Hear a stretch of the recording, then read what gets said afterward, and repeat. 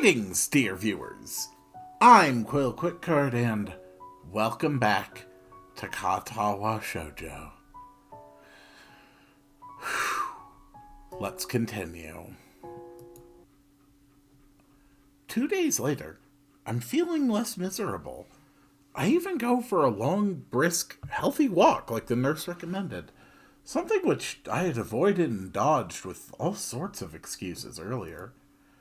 I feel more active in class as well, delighting our science/homeroom teacher, Mr. Muto, with correct and promptly delivered answers. The break right now between the 2 morning classes is too short for any sort of meaningful activity, but too long to just spend it sitting in the classroom and doing nothing. Going out into the hallway isn't much better, but flexing my stiffened muscles is a better use of time than letting them get even stiffer by staying seated. The door of the neighboring classroom door opens, and the students of 3-4 emerge to further fill up the already semi-crowded hallway. It seems their teacher kept them in for a few extra minutes. Emmy is among them. She notices me noticing her, which almost makes me look away on reflex. I don't, however, and Emmy smiles at me as she happily skips towards me past the other students. Emmy looks pretty energetic, showing no sign of illness whatsoever. It seems she recovered from the cold. Hey, good morning! Nice to see you back on your feet. Feeling better now? She looks fine to me, but I still feel compelled to ask. Thanks, and yeah, I do. That was just a cold, nothing serious. Emmy laughs confidently, as if to emphasize her condition. I wonder for a moment what would count as serious in Emmy's books. Probably, I don't know, something that makes your legs fall off. She seems to be eager to put the topic aside, though. Where are you going? Off to Reen's room to see if she's awake yet. Oh? She skipped the morning class? A sheepish smile emerges on Emmy's face, and she gets slightly flustered. Not exactly. It seems she caught the cold that I had. Sorry to hear that. Well, she was out in the rain on Sunday with us, after all. I saw her on Monday, and she was feeling a bit under the weather back then, too. Yeah. Anyway, I'll ask the nurse for some cold medication to give her if she doesn't get better soon. She leaves for the girls' dorm. I want to go with her to wish Reen well. I want to tell her that I'm better now, too. But it doesn't feel appropriate. An unspecified feeling diverts my thoughts away. Somehow I just can't summon the resolve to go in there. Is this what Iwanaka went through when she tried to tell me what she felt? Time skip, time skip, time skip, time skip, time skip, time skip, time skip. Even though I'm feeling more energetic, I'm still hesitant about going over there to talk to Reen. It's not until 2 days later on Friday that I finally gather enough courage to enter the girls' dorm. I ask the first person I meet inside for directions to Reen's room. I want to check something. Okay, good. Just making sure. I knock on Reen's unmarked door and wait. Slowly, I open the door. Nah, sure nothing like that's gonna happen. After a few seconds of silence, I hear something rustling inside the room. I start wondering if maybe I should have brought something for her, like a can of warm coffee or some oranges. Could have peeled them for her. Well, too late now. The door opens soundlessly. It was already unlocked. And I find myself staring at Reen, who stares back at me. She looks like she just got out of bed, with her hair all messed up. And barely any clothes on. Well, that's a new image, isn't it? Hello. There's a strange, stupid-looking smile on Reen's face. I'm Not exactly sure why. Rain smiles so rarely that it seems to be out of place every time, especially so now, given her partially undressed state. Said state makes me feel extremely conflicted about whether or not this was a good idea.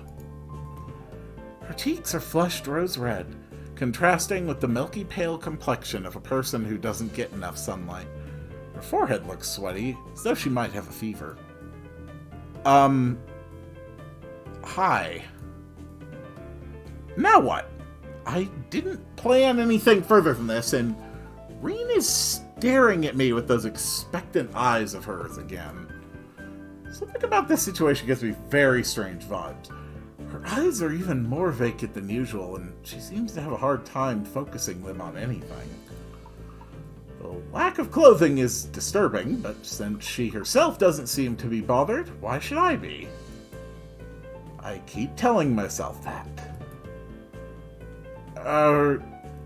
I thought I'd pay you a visit since you haven't been at the art club, and I wanted to talk with you and wish you well. Reen doesn't show any sign of recognizing what I just said. Make me wonder if she actually understands my words or if she even heard them. Maybe it's the fever making her groggy. She might have actually been asleep before I came over. Okay. She turns on her heel and withdraws from the door, walking back inside the small room. From the doorway, I can see her walk to her bed and half fall down, half sit down on the messy pile of bedsheets. The open doorway seems to be more of an obstacle in my mind than the closed door was, but since Reen doesn't say anything, I step through it and into her room. Reen is on her bed, leaning against the wall, leaving the only chair in the room for me. Ooh. She's got a nice setup in here. She keeps quiet even after I sit down, so maybe she meant to invite me in, but just forgot to say so aloud? An implied invitation, as it were. Very exciting. Nobody has ever visited me before. The breaking of the silence draws my attention from the room to its inhabitant, who currently seems to be in the middle of a very profound thought process. Actually, that was not true about visiting, but Emmy doesn't count even if she visits. She always pampers me too much. I think she's having too much fun.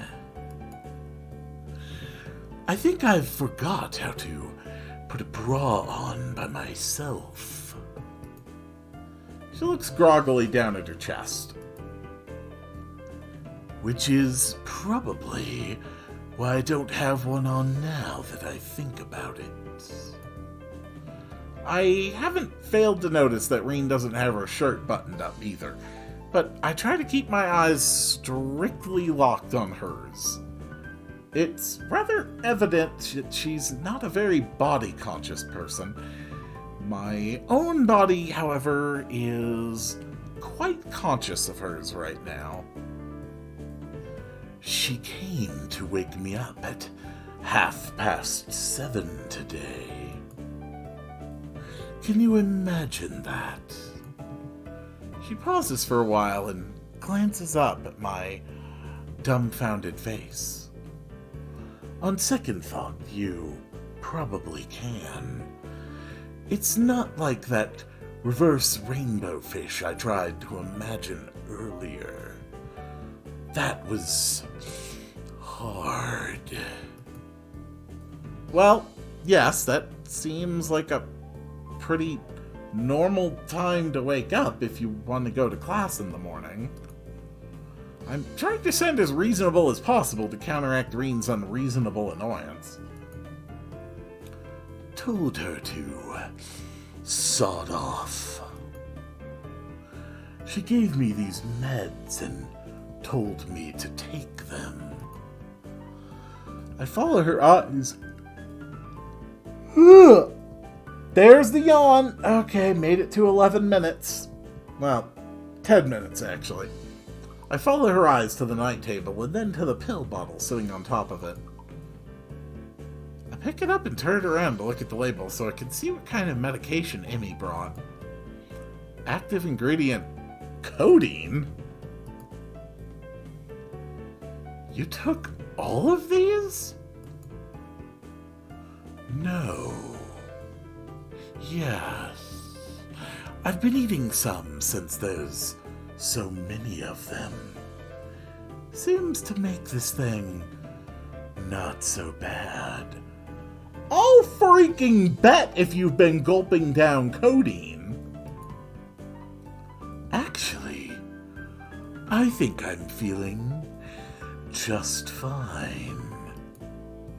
Her head lolls round and round, making it look like she is either trying to stretch her neck muscles or possibly pass out. She took several of those pills? Can it be safe? At least it's bound to have some side effects, which I'm afraid I'm witnessing right now. Yeah, probably. I'm feeling just fine. I'm fine. Just someone take this buzzing away from my head. I can't think straight. The annoyed expression returns to Reen's face.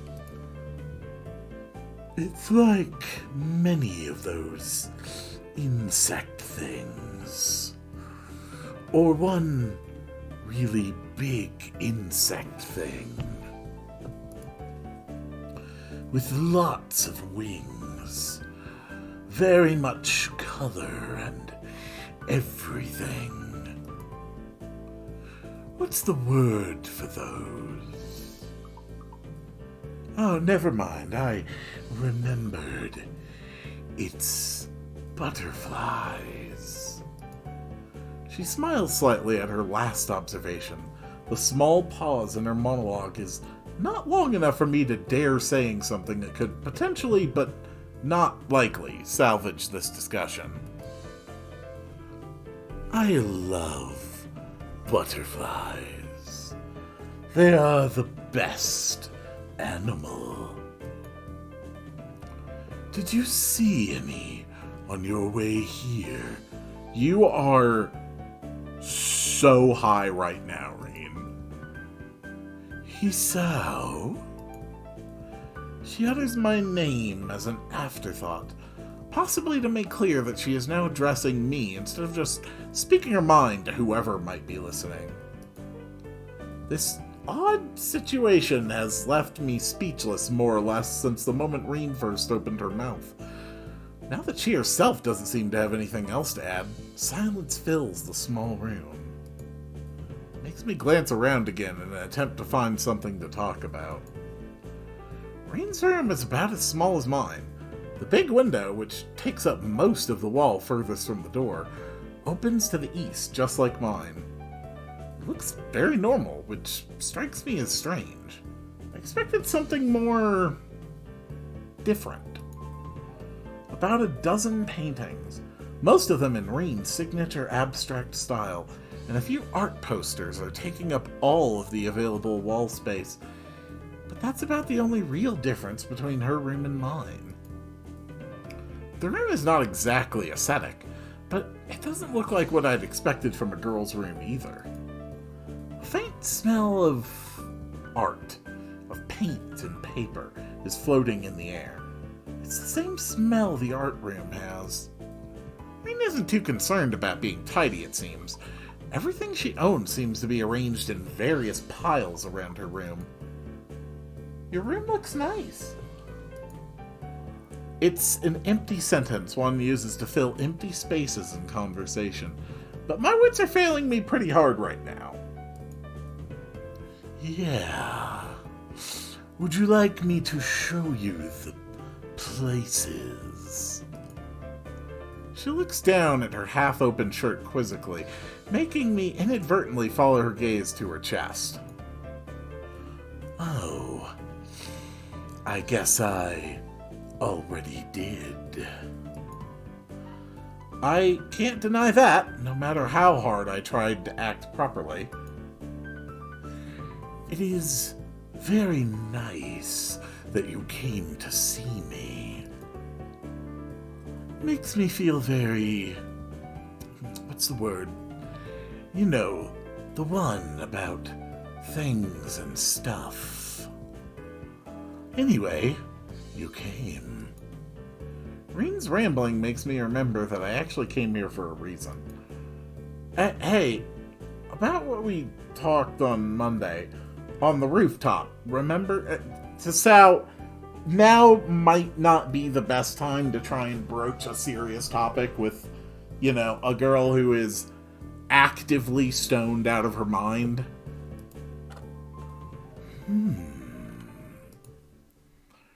doesn't seem to be exactly attentive right now. Not that she ever is.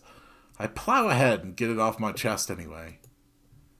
I just wanted to tell you that I'm going to be better from now on, I guess. I hate being pathetic, so I decided that I'm not going to be anymore. I guess that's all. Okay. Isn't that good? The blurry words flow out of her lips slowly and uncontrollably. I'm happy for you, I think. That's what I think. You shouldn't look... like clockwork, minute 17. You shouldn't look so sad all the time. I mean, looking sad is fine if you are not sad. But you look sad like you actually sad. That's no good. Are you going on some training camp where they make men out of boys? Or mountaintop meditation? No, I don't think so. Oh, I guess that's fine too. The sentences come out of her mouth and probably her brain, one at a time, with a small pause between each, making her gibberish hard to understand. I just think it seemed like a good idea. Maybe it's not. Reen finishes with one more line, getting to say the last word to her over herself, an impressive display of what I can only describe as mental shadowboxing. While I'm embarrassing myself, might as well tell you that I'm sorry I said some stupid things to you last week. Okay, again, I'm not sure how receptive she's going to be right now. It's your own business to decide what you're going to do. She seems to not register my words first, but then understanding lights in her eyes, and she waves her head around in a way that could be interpreted as anything. It's okay. I probably said stupid things too. It's just sometimes a bit hard to keep my thoughts the way I like them. They are not very straight, at least most of the time. Not that I want to have them straight. I just wish they were at least in some shape. Round is fine too, but I need more definition. My thoughts are very messy. Messy. She repeats the word melancholically, then flops down on her bed and nuzzles her head against her pillow, shutting her eyes. Enough. tired. You should go. I'm going to sleep again. She opens one of her eyes to look at me.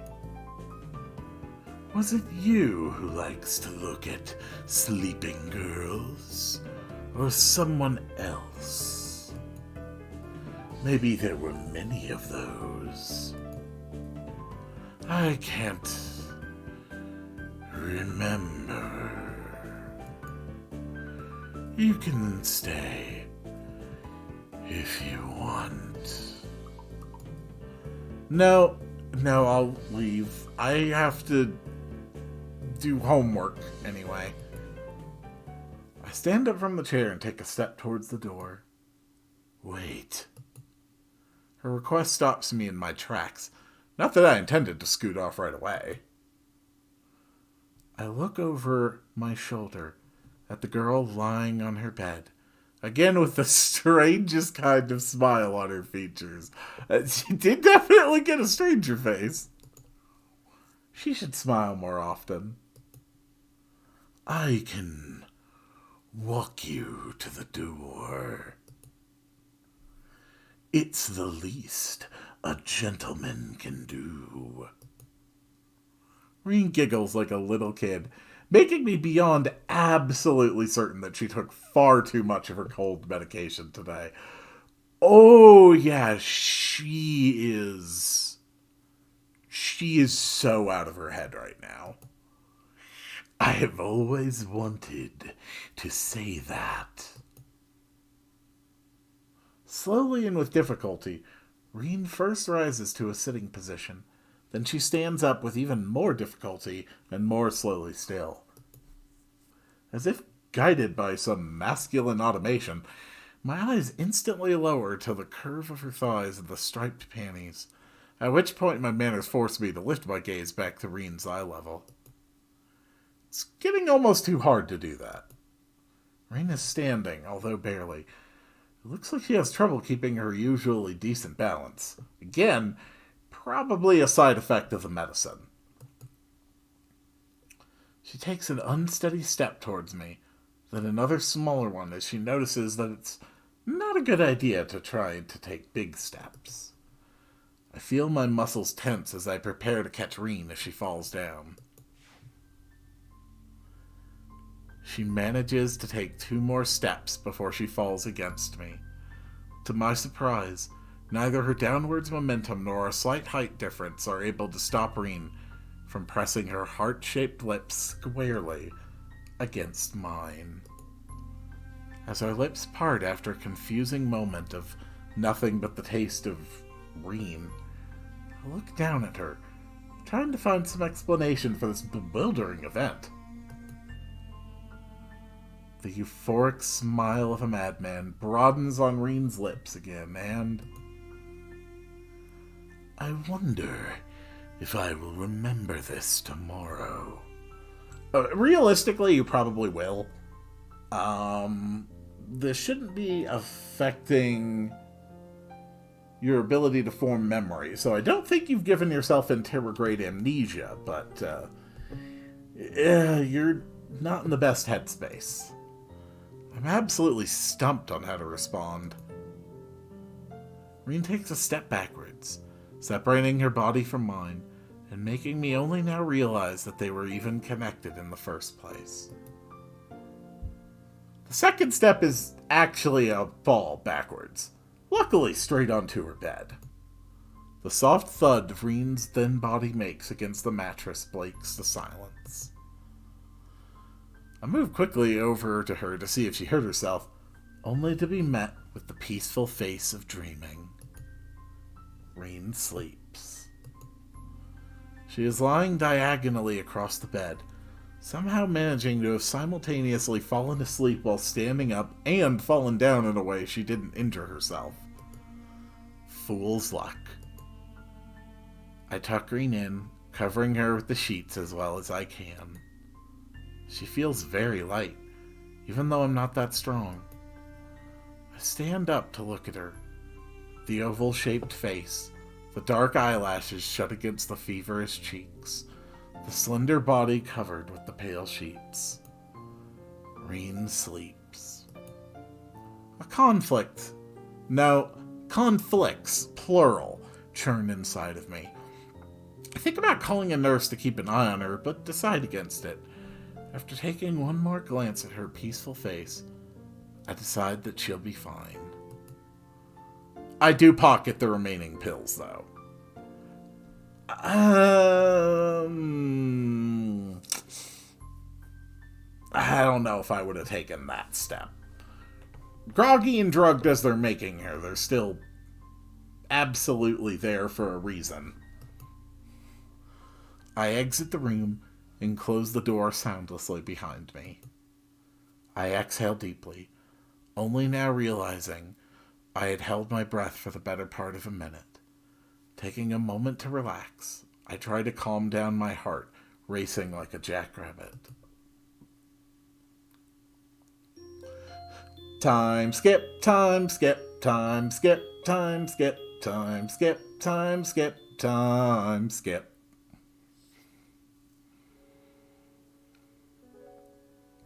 I had trouble getting to sleep that night, so the next morning finds me exceptionally groggy. I briefly consider skipping class, but remind myself that I was supposed to be a stronger person now. I get up like a good boy and put on my uniform, then make my way to the main school building without eating breakfast. I sit in my seat in classroom 3-3, waving a greeting to Misha and Shizune like I do every morning, and let the day wash over me. The afternoon classes are always longer than those in the morning. This is true regardless of whether I count it by the minute or by the number of doodles drawn in my notebook. Today I'm especially distracted as I keep thinking about Reen. Did I manage to properly tell her that I want to get better? Did she understand a word of what I was saying? Probably. She's stoned, but her brain wasn't off. I think about the kiss we shared and what it means. She was so out of her mind, maybe it means nothing.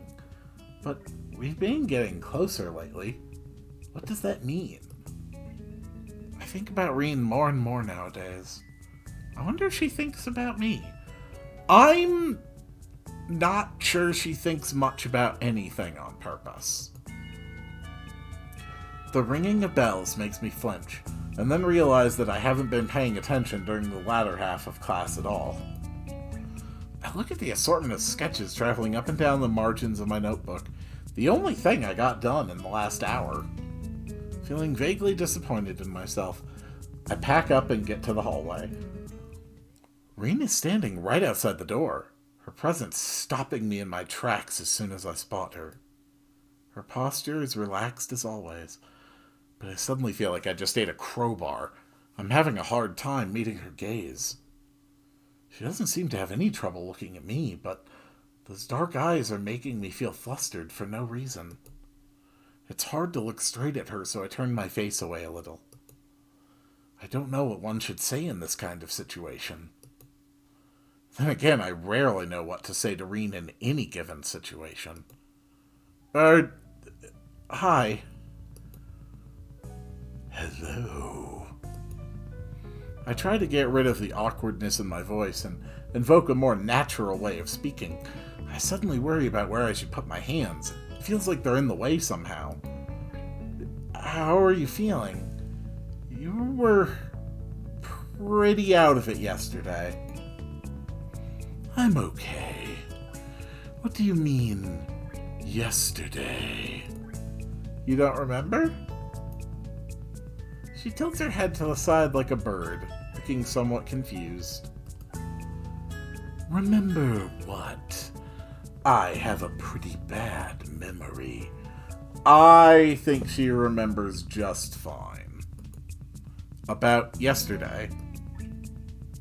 What about yesterday? I came to see you, and I don't remember that kind of thing happening.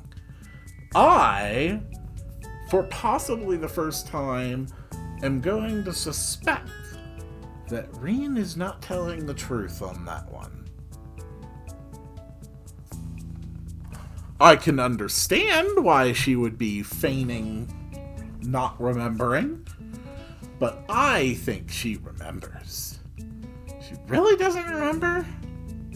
I don't know if this is a good thing or a bad thing, but I feel disheartened all the same.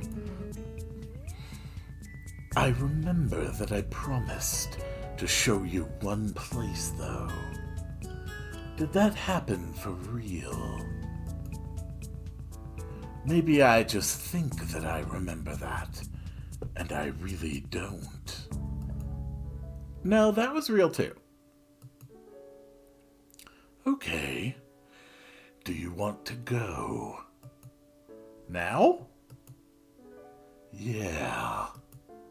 Well, sure, why not? Is it far? It's not. Together, we walk downstairs and then outside. The usual summer day, whirring cicadas and all greets us. It's immensely hot, and without the air conditioning the classrooms offer, I start sweating immediately.